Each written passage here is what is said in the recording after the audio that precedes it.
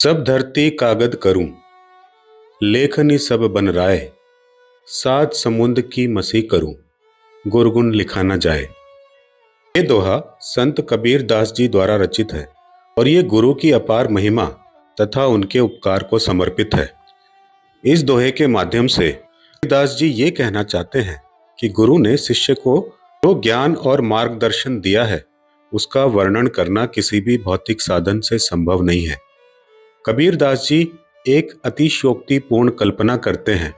यदि मैं संपूर्ण पृथ्वी को एक विशाल कागज बना दूं, संसार के सारे जंगलों के वृक्षों को कलम यानी लेखनी बना दूं और यहाँ तक कि सातों समुद्रों के पानी को स्याही यानी कि मसी बना दूं, तो भी मेरे पास इतने साधन नहीं होंगे कि मैं अपने आदरणीय गुरु के गुणों, उपदेशों और उनके द्वारा किए गए उपकार का पूर्ण वर्णन कर सकूं। संक्षेप में ये दोहा बताता है कि गुरु का ज्ञान इतना विशाल और अमूल्य है कि उसकी तुलना संसार की किसी भी वस्तु से नहीं की जा सकती और ना ही उसे पूर्ण रूप से शब्दों में व्यक्त किया जा सकता है।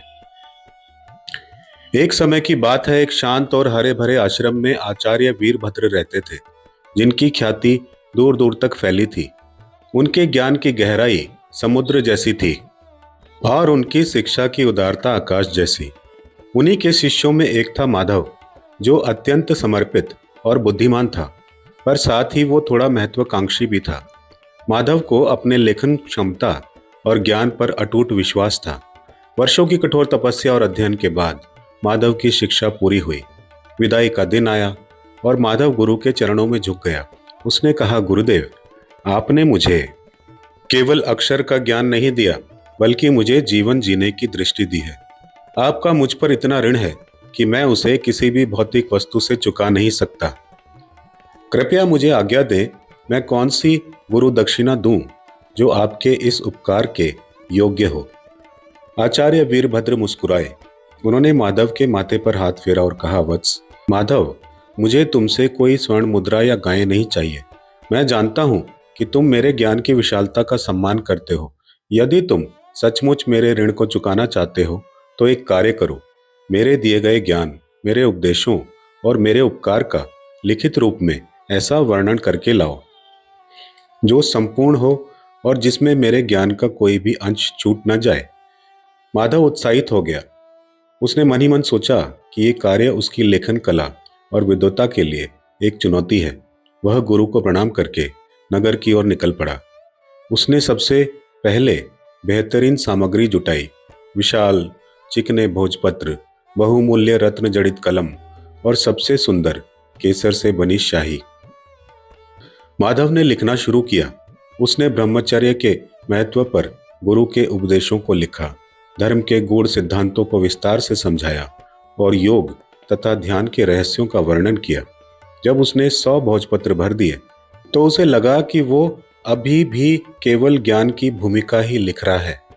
जैसे ही वह एक अध्याय पूरा करता, उसे याद आता कि आचार्य वीरभद्र ने तो एक दिन सांध्य काल में इससे भी गहरा रहस्य समझाया था, जिसे वो इन शब्दों में उतार नहीं पा रहा था। माधव को एहसास हुआ कि उसके पास जो सामग्री है वह अपर्याप्त है। उसके मन में कबीर का दोहा गूंजा, सब धरती कागद करूं, लेखनी सब बन राय। उसने तय किया कि वह इस विचार को सच करके दिखाएगा। उसने एक विशाल मैदान में बैठकर ध्यान लगाया और एक असंभव संकल्प लिया। उसने अपनी कल्पना से सारे संसार को समेटा। उसने महसूस किया कि पूरी पृथ्वी उसके लिए एक विशाल कागज बन गई है। सारे घने जंगल बनराए अपनी शाखाएं छोड़कर उसकी कलम बन गए हैं। सातों विशाल समुद्रों का जल निचोड़कर वो उसकी स्याही यानी मसी बन गया है। अब उसके पास लिखने के लिए असीमित साधन थे। उसने फिर से गुरु के गुणों, उनके एक एक शब्द और उनके द्वारा जीवन में किए गए छोटे बड़े उपकार को लिखना शुरू किया। उसने ज्ञान के अनगिनत आयामों को छूने का प्रयास किया। सत्य, अहिंसा, करुणा, आत्मनियंत्रण और ईश्वर प्रेम। माधव लिखते लिखते थक गया। उसने अपने अदृश्य कागज पर दूर दूर तक ज्ञान की नदियां बहा दी, लेकिन फिर भी वह तो उसे अपने कान में गुरु वीरभद्र की शांत आवाज सुनाई देती। वत्स, तुमने मेरे ज्ञान को तो लिख दिया, पर उस ज्ञान को तुम्हारे अंदर उतारने की मेरी करुणा को तुम कैसे लिखोगे? तुमने मेरे शब्दों को तो लिख दिया, उस प्रेमपूर्ण दृष्टि को कैसे लिखोगे जिससे मैंने तुम्हें अज्ञान के अंधेरे से निकाला था? माधव को अपनी गलती समझ आ गई। गुरु का उपकार केवल उपदेशों में नहीं था, बल्कि वो गुरु के तप, प्रेम और शिष्य के प्रति निस्वार्थ भाव में छुपा था। ये गुण संसार की किसी स्याही या कलम से लिखे नहीं जा सकते। माधव ने अपनी विशाल लेखन सामग्री को त्याग दिया। वो निराशा में नहीं, बल्कि गहरी कृतज्ञता के भाव से गुरु के आश्रम में लौट आया। वो खाली हाथ पर ज्ञान से भरा हुआ था। आश्रम पहुंचकर वह आचार्य वीरभद्र के चरणों में गिर पड़ा। उसके पास दिखाने के लिए एक भी लिखा हुआ पन्ना नहीं था।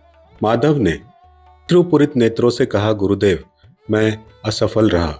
मैंने पृथ्वी के सारे साधन भी जुटा लिए, पर मैं आपके गुणों का एक अंश भी संपूर्णता से नहीं लिख सका। ये सत्य है कि गुरुगुण लिखा ना जाए। आपके उपकार और आपकी करुणा का मूल जो है भौतिक नहीं है, वो केवल हृदय में महसूस किया जा सकता है। मेरा ये एहसास ही मेरी गुरु दक्षिणा है। आचार्य वीरभद्र ने स्नेह से माधव को गले लगा लिया। उन्होंने कहा, उठो वत्स, यही वो ज्ञान था जिसे मैं तुम्हें देना चाहता था।